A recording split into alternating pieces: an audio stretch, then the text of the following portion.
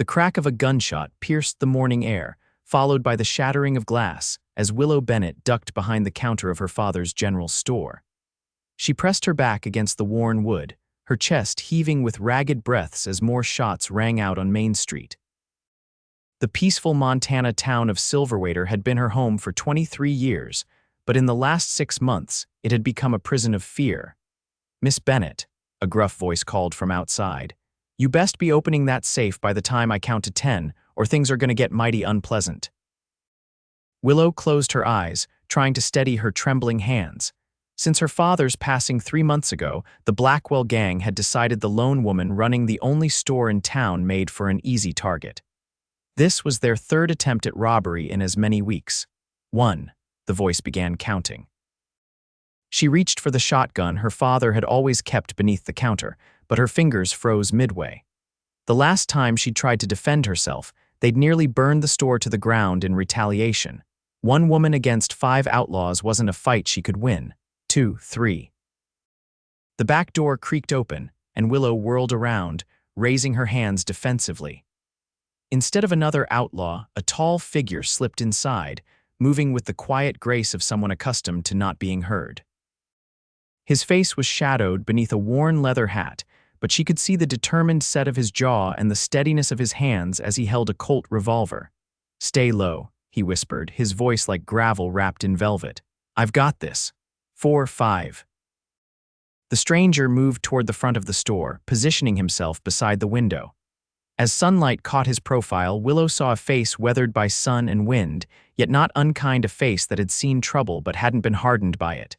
6, 7, who are you?" Willow whispered.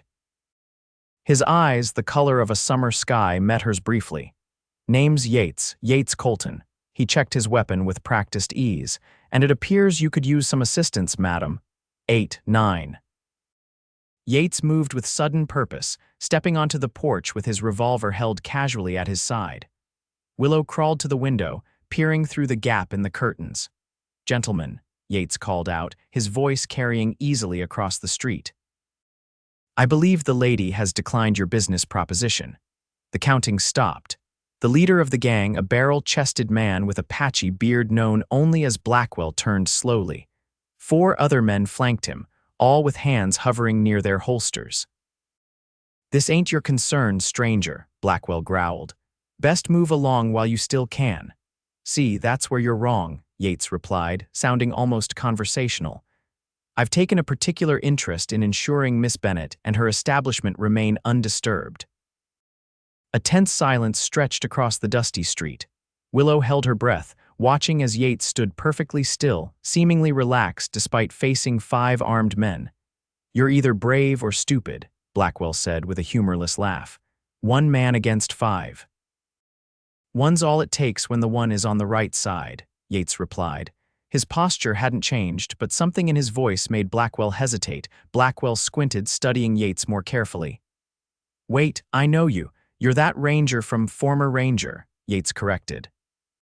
"Now I'm just a man who doesn't much care for bullies." The recognition that passed over Blackwell's face was followed quickly by uncertainty. He glanced at his men who were looking to him for direction. "We don't want no trouble with the law," one of the gang members muttered. "Former law," Blackwell corrected, but his earlier confidence had faltered. "Fine. The Bennett woman gets a reprieve today, but this ain't over." "I believe it is," Yates said, his tone leaving no room for debate. "Silverwater is now under my protection. Spread the word." The gang retreated to their horses, casting dark glances back as they mounted and rode away in a cloud of dust. Only when they had disappeared beyond the bend did Yates holster his weapon and turn back toward the store. Willow was standing in the doorway, clutching the frame for support as relief made her knees weak. "Thank you," she managed. "But why would you help a stranger?" Yates removed his hat, revealing dark hair with strands of silver at the temples. Up close, she guessed him to be in his mid-30s. "I've been tracking the Blackwell Gang for some time. Your situation just happened to align with my purpose." He paused, studying her face. "Though I must say, now that I'm here, I find additional reasons to stay a while." His frankness brought heat to Willow's cheeks. "You mentioned being a former ranger. Texas Ranger, yes, for 12 years. Something passed across his features, a shadow of memory. I turned in my badge last year. May I ask why? You may, he said with the hint of a smile. But that's a story that requires more time and perhaps a cup of coffee. Despite herself, Willow found her lips curving into a small smile, the first genuine one in months. I believe that can be arranged, Mr. Colton. Yates, please. Yates, she echoed, the name feeling strangely right on her tongue. I'm Willow Bennett. I know, he said simply. When she raised an eyebrow, he added, Small towns talk, Miss Bennett. I've been in Silverwater for 3 days, getting the lay of the land. Your name comes up often and always with respect. A gust of wind swept down the street, bringing with it the scent of sage and open prairie. For the first time in months, Willow took a deep breath without feeling the constriction of fear around her heart. Whether it was the departure of the Blackwell Gang or the steady presence of the man before her, she couldn't say. That coffee, she said, stepping back into the store, would now be convenient. His smile reached his eyes, crinkling the corners. Now would be perfect. As Willow led him toward the small living quarters behind the store, she realized that while the danger hadn't passed entirely, something fundamental had shifted. In the span of 10 minutes, a stranger had given her something she had nearly forgotten existed: hope. The kitchen was modest but clean, with a cast iron stove and a round oak table by the window that overlooked a small garden. Willow busied herself with the coffee, grateful for the familiar task that gave her hands something to do besides tremble. You run the store alone?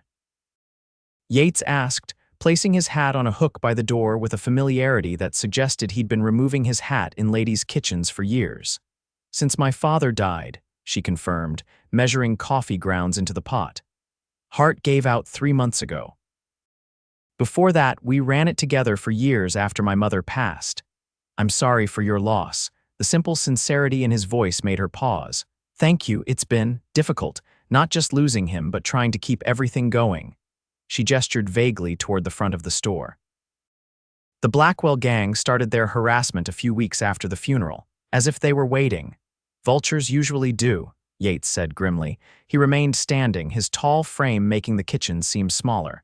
They prey on what they perceive as weakness, and a woman alone is weak. There was a challenge in her voice. His eyes met hers directly. Not at all, but men like Blackwell think so, which makes you a target. He paused. It's not about weakness, Miss Bennett. It's about numbers and firepower. She nodded, conceding the point as she placed 2 mugs on the table. Please sit, and it's Willow. He settled into the chair, and she noticed for the first time the weariness in the set of his shoulders. Whoever Yates Colton was, he carried burdens of his own. You mentioned tracking the Blackwell Gang, she said, pouring the coffee.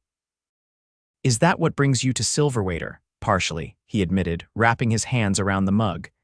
They've been moving through territories, targeting isolated homesteads and small businesses, always places run by women alone or elderly couples. Cowards, Willow muttered. Precisely. He took a sip of coffee. This is good, thank you. You're welcome, but you said partially. What's the other reason you're here? A shadow crossed his face. Redemption, perhaps, or penance. The cryptic answer hung between them, and Willow sensed it wasn't the time to press further. Instead, she asked, how long do you plan to stay in Silverwater? That depends. On what? His eyes, clear and direct, held hers. On whether I'm needed. The simple statement carried weight beyond the words themselves. Willow found herself unable to look away from his gaze, feeling as though something important was being decided in this moment. I think, she said carefully, that Silverwater could benefit from having someone like you around, at least until the Blackwell situation is resolved. A smile tugged at the corner of his mouth. Then it seems I'll be staying for a while. The rest of the morning passed with Yates helping Willow clean up the broken glass from the window. As they worked side by side, she learned that he was 36, had grown up on a cattle ranch in West Texas, and had joined the Rangers at 22. He was selective about the details he shared, particularly regarding why he'd left the Rangers, but she didn't press. Everyone had parts of their story they preferred to keep private. By midday, customers began arriving, curious about the morning's excitement and eager to meet the stranger who had stood up to the Blackwell Gang. Willow observed how Yates handled the attention, polite but modest, deflecting praise and changing the subject to the quality of Willow's store or the pleasant weather. "You've become quite the local hero," she commented as the last customer left late in the afternoon. "Hardly," he replied, helping her organize a new shipment of canned goods. "Small towns are always hungry for something new to discuss. By next week, they'll have forgotten all about it." "I doubt that," she said. "Blackwell has been terrorizing Silverwater for months. Nobody else stood up to him." Yates paused, a can of peaches in his hand. "Why didn't the sheriff intervene?" Willow's expression darkened. "Sheriff Miller is cautious. He suggested I simply pay them what they wanted to avoid trouble." "That's not law enforcement, that's capitulation," Yates said, his jaw tightening. "I know, but he's the only law we have, and he's more interested in collecting taxes than facing down outlaws." Yates placed the can on the shelf with deliberate care. "That changes now." "What do you mean?" "I mean that Blackwell will be back, Miss Bennett Willow. Men like him don't take kindly to being challenged. When he returns, he'll bring more men and they'll be looking to make an example." Fear flickered in her chest. "And when that happens," he said with quiet certainty, "they'll find they've made a grave miscalculation." As dusk fell over Silverwater, Yates reluctantly prepared to leave. "I've taken a room at the boarding house," he explained. "Mrs. Peterson seems a formidable woman." Willow laughed. "That she is. She's run that place with an iron hand for 20 years. Not even Blackwell dares to cross her." "Smart man," Yates said with a smile. He reached for his hat, then hesitated. "I don't like the idea of leaving you alone tonight. Blackwell might decide to make a point after dark." "I'll be fine," she assured him, though uncertainty crept into her voice. "I have my father's shotgun and I know how to use it." "I don't doubt your capability," he said. "But would you object if I spent some time on your porch this evening, just as a precaution?" The offer touched her more deeply than she expected. It had been so long since someone had concerned themselves with her safety. "You don't have to do that." "I know I don't have to. I'm asking if I may." His formality brought a smile to her lips.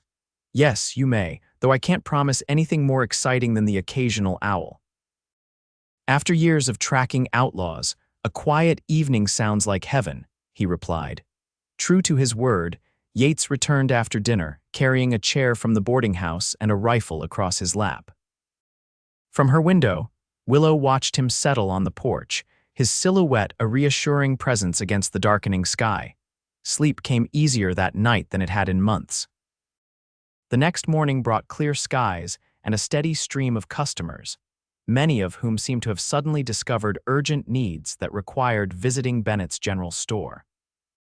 Willow knew they were really there to catch a glimpse of Yates, who had stationed himself by the front counter, ostensibly helping with inventory but actually serving as a visible deterrent to trouble. "Your business seems to be booming," he observed during a rare quiet moment. "Curiosity is a powerful motivator," she replied, "though I suspect sales will return to normal once the novelty wears off. Perhaps, or perhaps people simply feel safer shopping here now." She hadn't considered that possibility. The idea that fear might have been keeping customers away was troubling. "Do you really think that's it? Fear changes behavior," he said simply.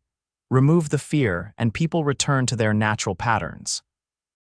The bell above the door jingled, and Sheriff Miller entered, his considerable girth straining the buttons of his vest. His gaze immediately found Yates. "So you're the one causing all the commotion," he said without preamble. "Heard you ran off Blackwell and his boys yesterday." Yates straightened, his posture shifting subtly. "I suggested they take their business elsewhere." Miller's eyes narrowed. "And what brings you to Silverwater, Mr. Colton?" "Yates Colton, I'm passing through." "Former Texas Ranger, from what I hear," Miller said, his tone suggesting this wasn't necessarily a positive attribute. "That's correct." "Well, Mr. Colton, I run a peaceful town here. Don't need outsiders stirring up trouble." Willow stepped forward. "He didn't stir up trouble, Sheriff. He prevented it, which is more than you've done about the Blackwell Gang." Miller's face reddened. "Now see here, Miss Bennett." "No, you see here," she interrupted, surprising herself with her boldness. "That gang has threatened me and my business repeatedly, and your suggestion was that I pay them protection money. I was trying to prevent violence. You were abdicating your responsibility," Yates said quietly. A sheriff's job is to enforce the law, not facilitate extortion. Miller's hand moved to rest on his holstered pistol. I don't recall asking for your opinion on how to do my job. And I don't recall seeing you do it, Yates replied, his voice still calm but with an underlying steel that made the sheriff's hand hesitate. For a tense moment, the three stood in silence. Then Miller removed his hand from his gun and adjusted his hat. Just remember, Colton, you have no authority here. Interfere with official business and I'll have you in a cell faster than you can blink. Duly noted, Yates said. Though I wonder what you consider official business if not protecting the citizens of your town. Miller scowled, then turned to leave. At the door, he paused. This isn't over, Miss Bennett. Blackwell isn't the forgiving type, and I won't risk my deputies' lives when he comes back in force. After he left, Willow released a breath she hadn't realized she was holding. That went well. Better than expected, Yates agreed, his expression grim. But he's right about one thing: Blackwell will be back. What do we do when that happens? Yates's eyes met hers, and she saw determination there. We prepare. Over the next several days, preparation took many forms. Yates helped reinforce the store's doors and windows, taught Willow how to handle her father's revolver more effectively, and established a system of signals with trusted neighbors who would alert them to suspicious activity. More subtly, Willow noticed how his presence was changing Silverwater. People walked taller, spoke more openly about the Blackwell problem, and even began organizing night watches. It was as though one man's courage had awakened something dormant in the town. For Willow, the change was more personal. With each day that passed in Yates's company, she felt the tight knot of fear that had lived in her chest since her father's death beginning to loosen. They fell into an easy rhythm, working together in the store during the day, sharing meals and talking late into the evening. She learned that beneath his reserved exterior was a man of principle and unexpected humor. He told stories of his ranger days that made her laugh until tears came, and listened with genuine interest when she spoke of her dreams for the store and her life before fear had narrowed her world. One evening, a week after his arrival, they sat on her porch watching the sunset paint the mountains in shades of gold and purple. Yates had just finished installing a new lock on her front door, and they were sharing a bottle of her father's blackberry wine. You've transformed this place, she said, gesturing toward the town. A week ago, everyone lived in fear. Now there's hope. I haven't done anything special, he demurred. Just reminded folks that standing together is stronger than cowering alone. Is that why you became a ranger? He considered the question, swirling the wine in his glass. Partly. My father was a ranger before me. He believed in justice, the real kind, not just what was written in law books, and you followed in his footsteps. I tried. A shadow crossed his face, until I couldn't anymore. Willow sensed they were approaching the mystery he had avoided discussing. What happened, Yates? For a long moment, he was silent, his gaze fixed on the distant mountains. Just as she thought he wouldn't answer, he spoke. Last year, my partner and I were tracking a gang that had robbed a bank in San Antonio. We cornered them in an abandoned homestead. His voice grew quieter. What we didn't know was that they had hostages, a young woman and her child. My partner wanted to wait for reinforcements, but He took a deep breath. I thought I could outflank them, create a distraction. Willow placed her hand over his. It went wrong, he nodded. The gang leader saw me coming. He used the woman as a shield and opened fire. In the chaos, my shot. His voice broke. My shot hit her, not him. Oh, Yates, she lived, he said quickly. But the child, a little boy, maybe 4 years old, saw everything, the look in his eyes when I approached them afterward. He shook his head. I turned in my badge the next day, couldn't trust myself to make the right decisions anymore. It was an accident, Willow said gently. You were trying to save them. Intentions don't change outcomes, he replied. I made a call that cost a child his innocence and nearly cost a woman her life, some mistakes you don't get to walk away from. So instead you wander, looking for redemption. His eyes met hers, surprise evident in them. That's perceptive. I've spent a lot of time watching you this past week, she admitted. You carry guilt like it's a physical weight, but I've also seen how you help everyone around you without hesitation or expectation of reward. That's not the behavior of someone who deserves punishment. He was silent for a long moment. "Thank you," he finally said, his voice rough with emotion. "But redemption isn't something given, it's earned." "Then perhaps Silverwater is where you start earning it," she suggested. As darkness fell around them, Willow became acutely aware of his proximity, of the warmth of his hand beneath hers. Something had shifted between them, a deepening of trust, a recognition of shared vulnerability. When he finally rose to leave, he paused at the steps. "Willow," he said, her name like a prayer on his lips. "Whatever happens with Blackwell, I want you to know that meeting you has been a gift I didn't expect and don't deserve." Before she could respond, he was gone, moving through the shadows toward the boarding house. Willow remained on the porch long after he disappeared, her heart beating with a new rhythm, one that had nothing to do with fear. The Blackwell Gang returned 3 days later. It was just after dawn when the lookout Yates had positioned at the edge of town came racing down Main Street, shouting a warning. Willow had just opened the store and was sweeping the porch when she heard the commotion. Yates appeared at her side as if summoned by her thoughts.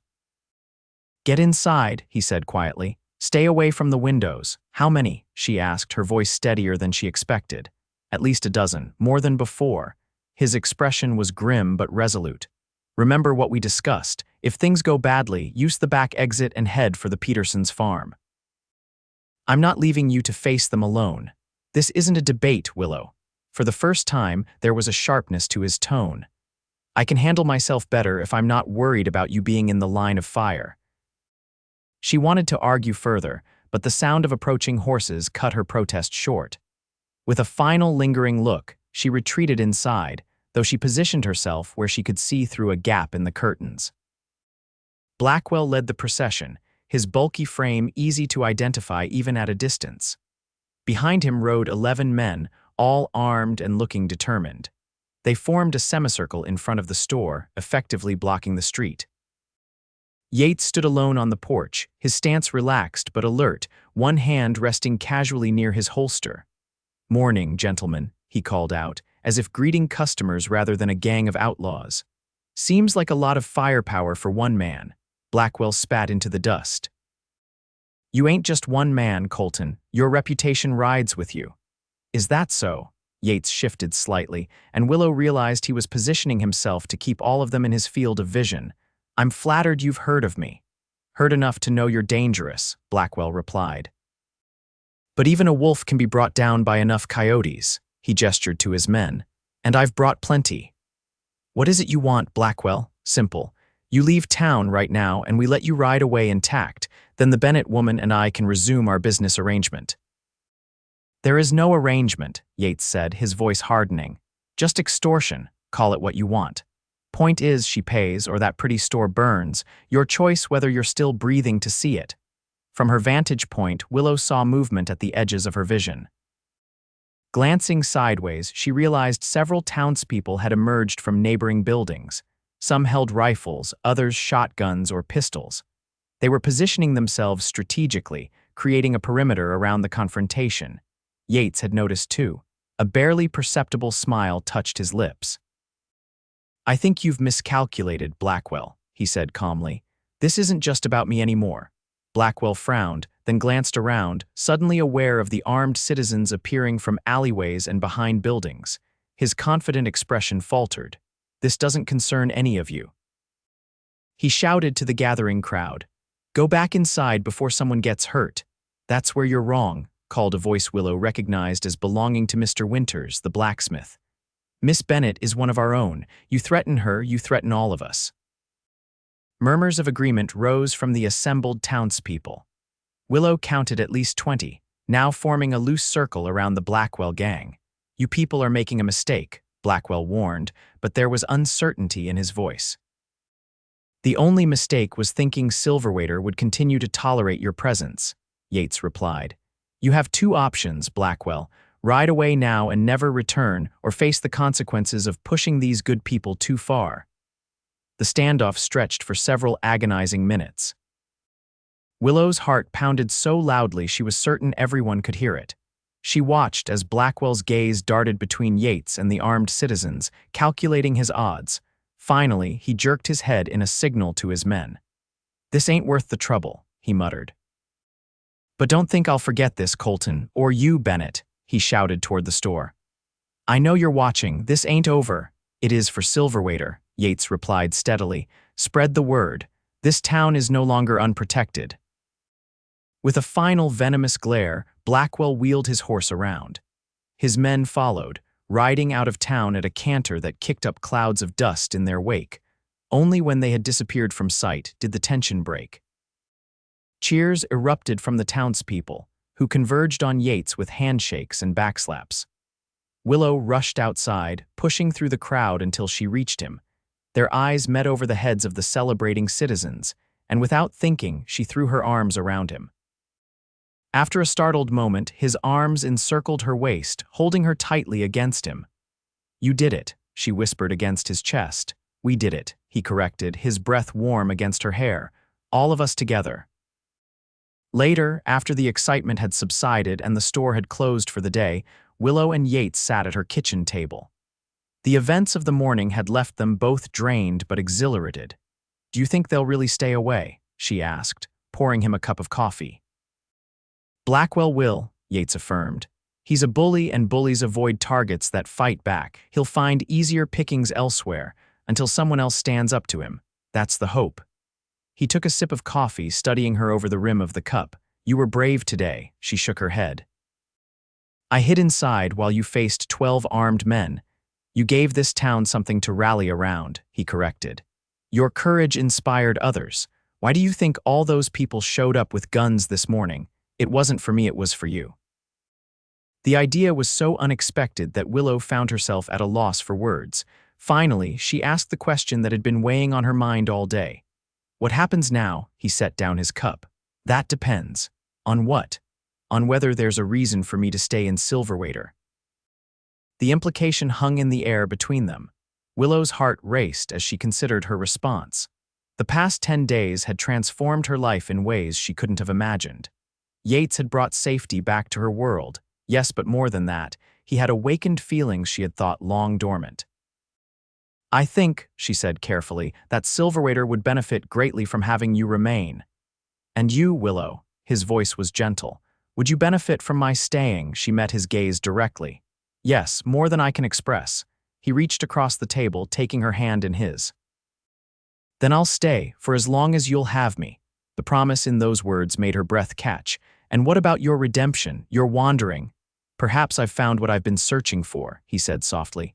Here, in a place I never expected to stay more than a night. As the evening deepened into night, they talked of possibilities for the store, for the town, for themselves. When Yates finally rose to leave, there was a lightness to his movements that hadn't been there before. At the door, he paused, turning back to her. Willow, he began, then seemed to reconsider his words. Instead, he stepped closer, his hand coming up to gently cup her cheek. The question in his eyes was unmistakable. She answered by rising on her toes, closing the distance between them until their lips met in a kiss that spoke of new beginnings and healing hearts. When they parted, his smile held all the promise of dawn after a long night. Tomorrow, he said, not needing to elaborate. Tomorrow, she agreed, knowing that for the first time in months, the future held more hope than fear. Spring blossomed into summer, and with the changing season came transformation for both Silverwater and its newest permanent resident. Yates officially accepted the position of town marshal when the county officials, responding to a petition from the citizens, removed Sheriff Miller for dereliction of duty.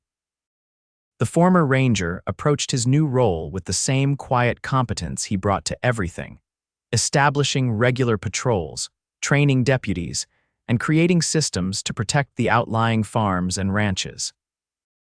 Under his watch, Silverwater began to prosper as word spread that the town was both safe and fair in its dealings. For Willow, the changes were more personal. The store continued to thrive, but it was no longer the center of her existence.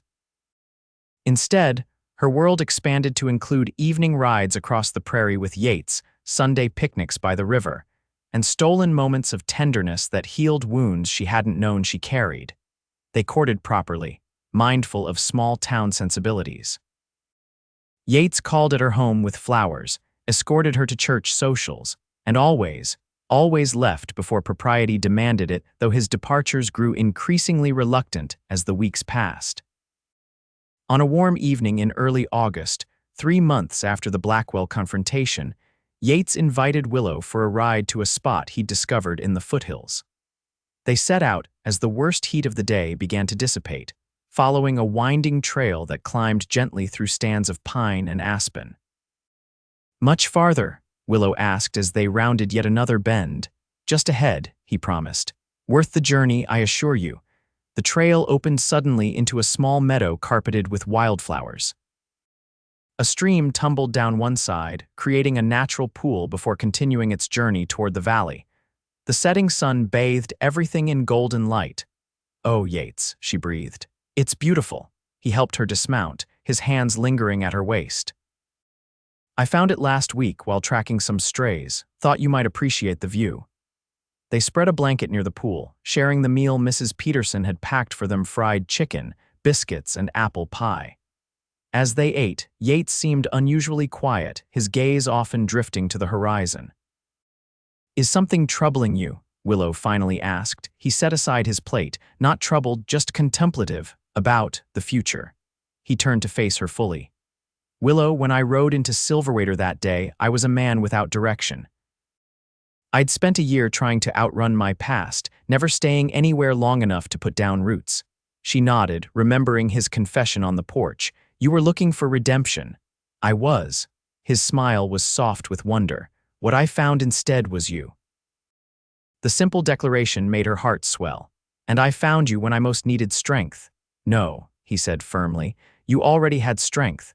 What you needed was someone to stand beside you while you remembered it."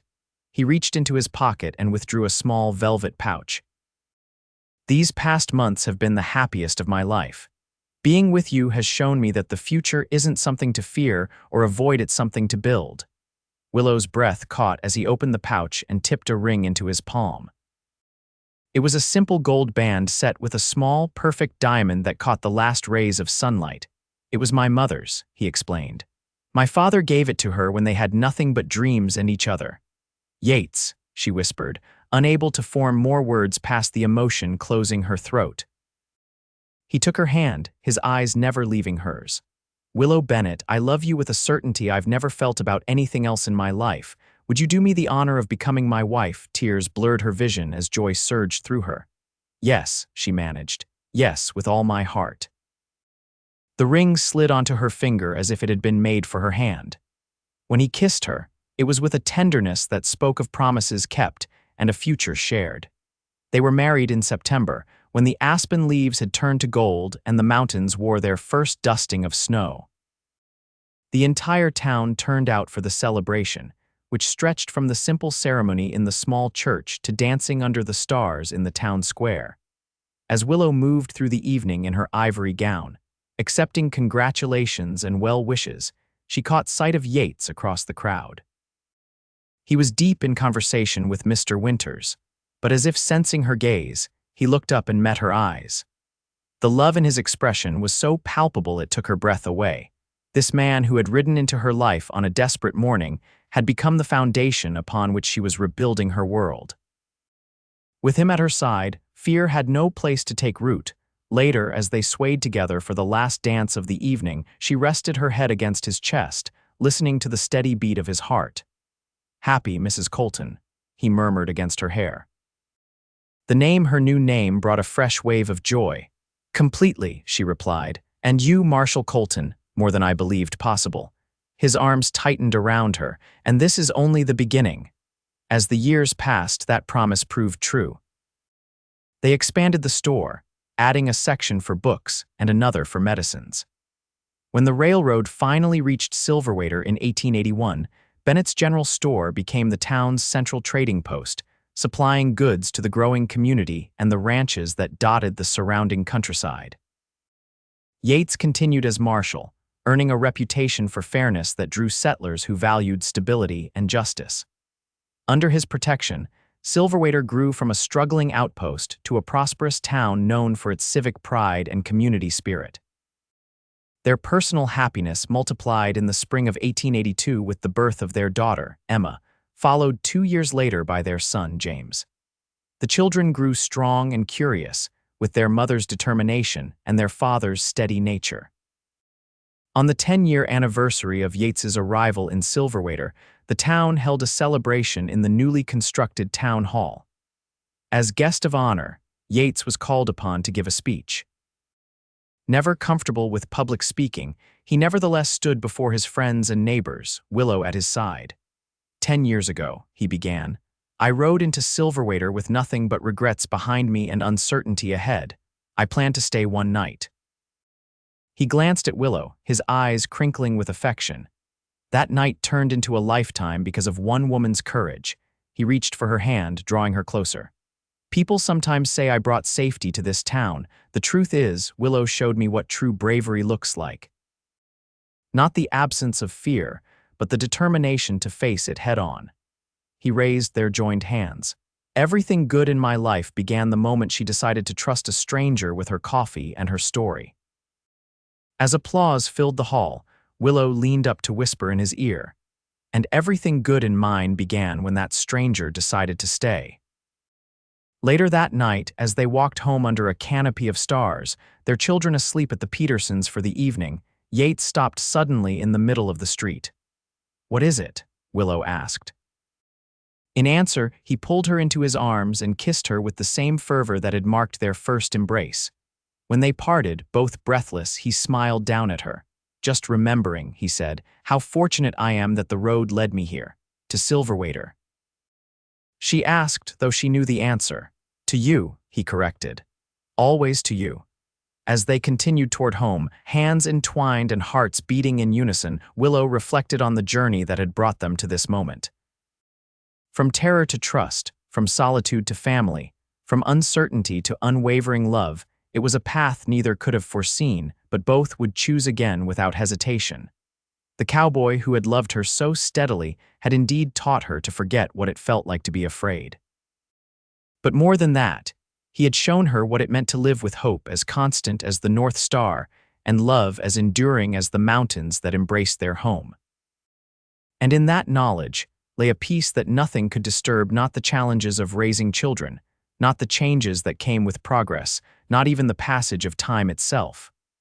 For what they had built together was stronger than fear and more lasting than uncertainty. It was, quite simply, home.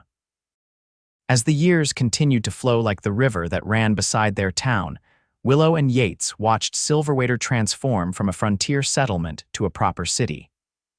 The railroad brought prosperity, and with it came new buildings of brick and stone to replace the wooden structures of earlier days. By 1890, the town boasted a proper school, a hospital, and even a small college that specialized in agriculture and mining industries that sustained the region. Their children grew tall and strong, each forging their own path while carrying forward the values their parents had instilled. Emma, with her mother's entrepreneurial spirit and her father's sense of justice, studied law in Denver before returning to Silverwater to establish the town's first female-led practice. James, quieter but no less determined, discovered a passion for medicine after helping the town doctor during an influenza outbreak when he was just 15. Through it all, Willow and Yates remained the steady heartbeat of the community they had helped to build. Their home, constructed 5 years into their marriage on a gentle rise overlooking the town, became a gathering place for family celebrations, community meetings, and quiet conversations on the wide porch that wrapped around 3 sides.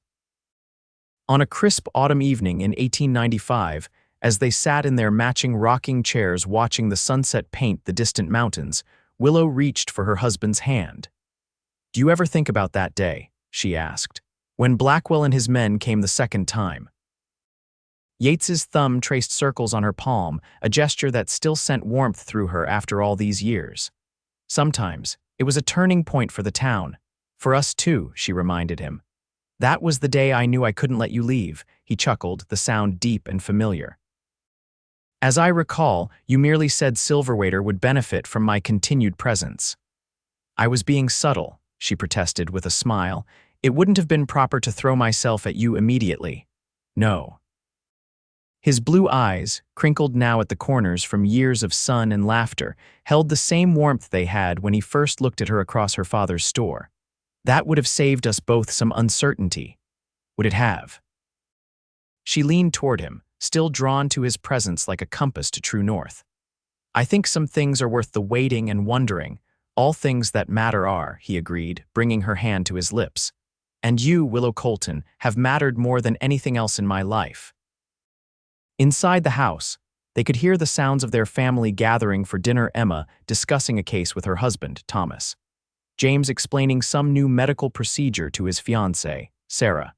And the high, sweet voices of Emma's two children as they set the table under their grandmother's direction. We've built something beautiful, Willow said softly. We have, Yates agreed. And it all started because you were brave enough to offer coffee to a dusty stranger. No, she corrected gently. It started because that stranger was kind enough to help a frightened woman remember her own strength. The dinner that followed was joyous, filled with laughter and debate, and the comfortable overlapping of conversations that mark a family at ease with one another.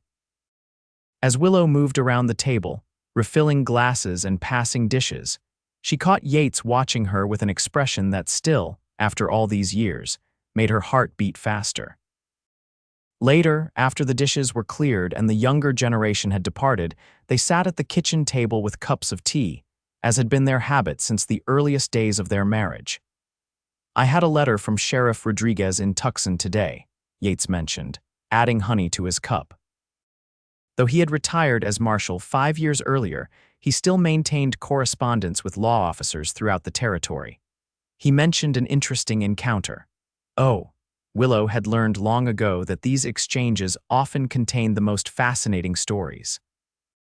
He arrested a man for trying to rob the bank there, old fellow down on his luck by all appearances. Yates paused, stirring his tea, said his name was Blackwell. Willow's hand stilled. Our Blackwell, after all this time, the very same, according to the description.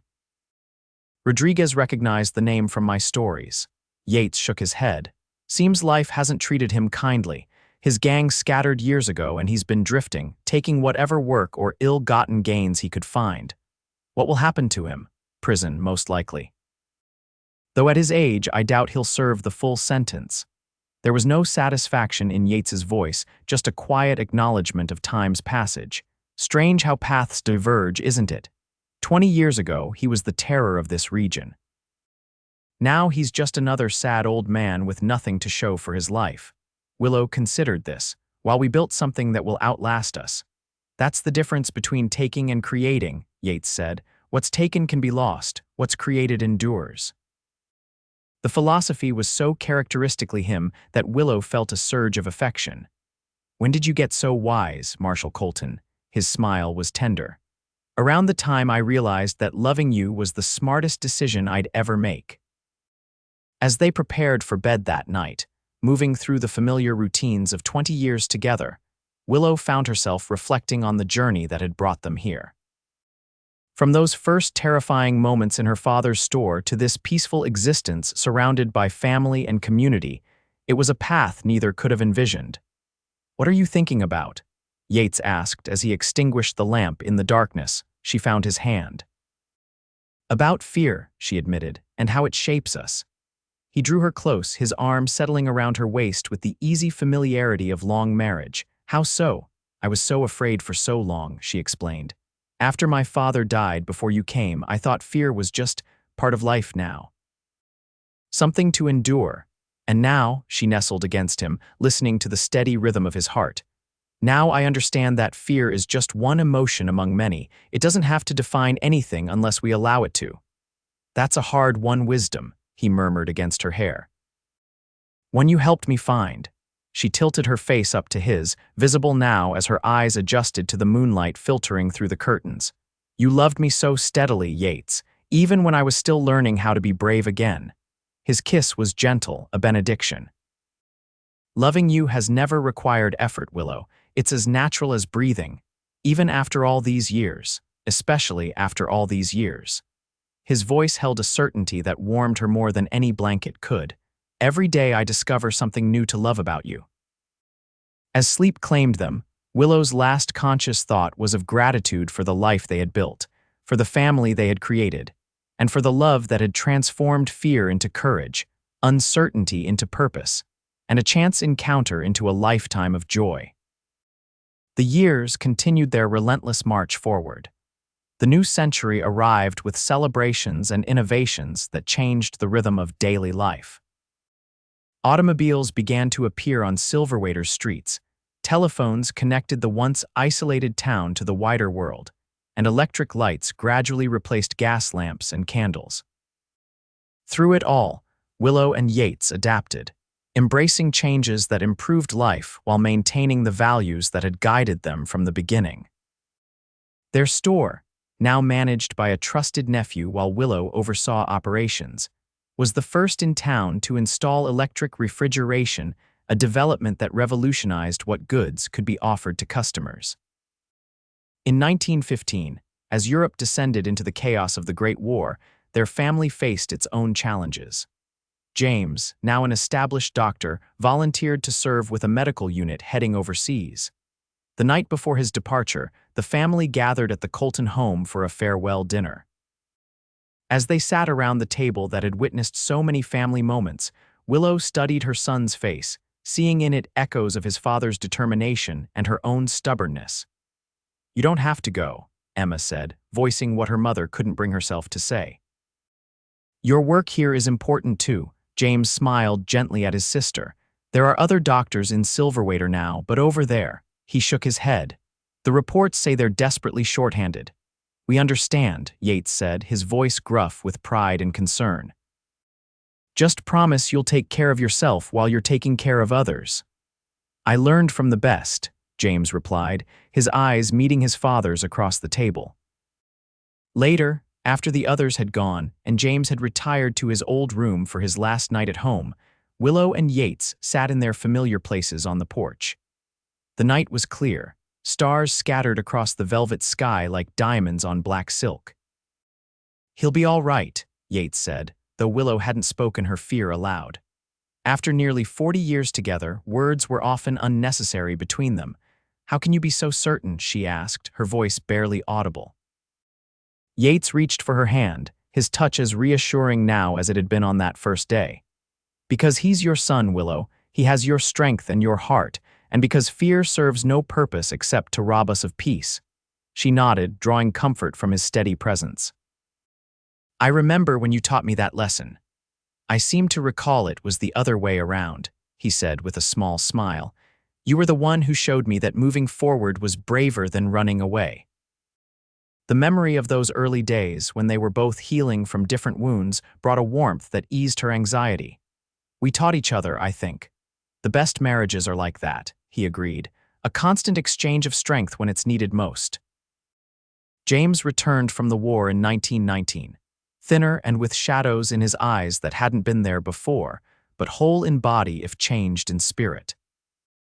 The experiences he brought back informed his medical practice, making him particularly skilled at helping others whose wounds were more internal than external. Life settled into new patterns. Emma's children grew and began families of their own, bringing the joy of great-grandchildren into Willow and Yates's lives. The store continued to evolve, becoming a department store that occupied half a block of Silverwater's Main Street, a far cry from the modest general store Willow's father had established. In 1922, as they celebrated their 50th wedding anniversary with a gathering that seemed to include half the town, Willow found a moment of quiet reflection amid the festivities. Watching Yates across the room, his hair now silver but his posture still straight and proud as he entertained their youngest great-grandchild, she felt a wave of gratitude so intense it brought tears to her eyes. Emma appeared at her side, following her gaze. 50 years, she marveled. "I can hardly imagine it. It passes more quickly than you'd believe," Willow replied, patting her daughter's hand, though there were certainly days that felt endless at the time. "Were you ever afraid," Emma asked, "that it wouldn't last or that you'd made the wrong choice?" Willow considered the question seriously. "Afraid? No, your father taught me early on that fear is a poor compass for important decisions." She smiled at the memory. Uncertain sometimes, certainly. Marriage is an act of faith, after all, but afraid, never. That's quite remarkable, Emma observed, especially given how your relationship began with actual danger. Perhaps that's why, Willow suggested. When you've faced real peril together, the ordinary challenges of life seem manageable by comparison. As the celebration wound down and the last guests departed, Yates found her in the kitchen, where she was storing leftover cake for tomorrow's breakfast. "There you are," he said, his voice as warm as it had been when he was 36 instead of 86. "I thought perhaps you'd escaped our own anniversary party," she laughed, turning to face him. "Just preparing for morning, some habits never fade." He crossed to her, moving more slowly now but with the same purposeful grace that had first caught her attention in her father's store. 50 years, he mused, echoing their daughter's words. "It seems both an eternity and the blink of an eye. Would you do it again?" she asked, suddenly curious. "If you could go back to that day when you rode into Silverwater, would you make the same choice?" "Without hesitation," he replied immediately. "Though I might have proposed sooner." Her laughter filled the kitchen. "You proposed after 3 months. Any sooner and you would have scandalized the entire town." "A small price to pay," he said, drawing her into his arms. Despite the years, she still fit perfectly against him, as if they had been designed as two halves of a whole. "Every moment with you has been a gift, Willow Colton, even the difficult ones. Especially the difficult ones," she corrected gently. "They're what made the joy sweeter by comparison." As they swayed together in a dance that required no music, Willow reflected on the journey that had brought them here from a frightened young woman and a haunted ex-ranger to the patriarch and matriarch of a family that now spanned 4 generations. The fear that had once defined her existence was so distant now that it seemed to belong to another person entirely. In its place was a certainty that had been built day by day, year by year, through countless acts of love both momentous and mundane. "I love you," she whispered against his chest, the words as fresh and true as the first time she had spoken them. His arms tightened around her. "And I love you, today, yesterday, and all the tomorrows we have left." Those tomorrows proved fewer than they might have hoped, but more precious for their scarcity. Yates passed peacefully in his sleep, 3 years later, having lived to see his 90th birthday celebrated by 5 generations of the family he and Willow had begun. In the days that followed, as Silverwater mourned the man who had shaped the town almost as much as the mountains that surrounded it, Willow found herself surrounded by memories rather than grief. Every corner of their home, every street in town, every face that offered condolences carried some reminder of the life they had shared. Emma worried about her mother living alone, but Willow gently declined her daughter's invitation to move in with her family. "This is my home," she explained, sitting in her familiar rocking chair on the porch. "Every board, every nail, every window holds a piece of your father and our life together. I'm not ready to leave that behind." "But aren't you afraid of being alone?" Emma pressed. Willow smiled, the expression softening the lines that nearly 9 decades had etched on her face. "Your father's final gift to me was making sure I never had to be afraid again. Not of being alone, not of the future, not of anything." And it was true. In the years that followed, as Willow continued to oversee the store's operations and remain active in the community she and Yates had helped to build, she carried his love with her like an invisible shield against uncertainty. On quiet evenings, she would sit on their porch and watch the sun set behind the mountains, just as they had done together for so many years. In those moments, she could almost feel his presence beside her, steady, reassuring, constant as the North Star. "You were right, Yates," she would sometimes say aloud to the empty chair beside her. "What's created endures. What we built together is still standing." And somewhere in the gathering dusk, she imagined she could hear his reply. "As I told you it would be, my brave Willow." "As I always knew it would be,"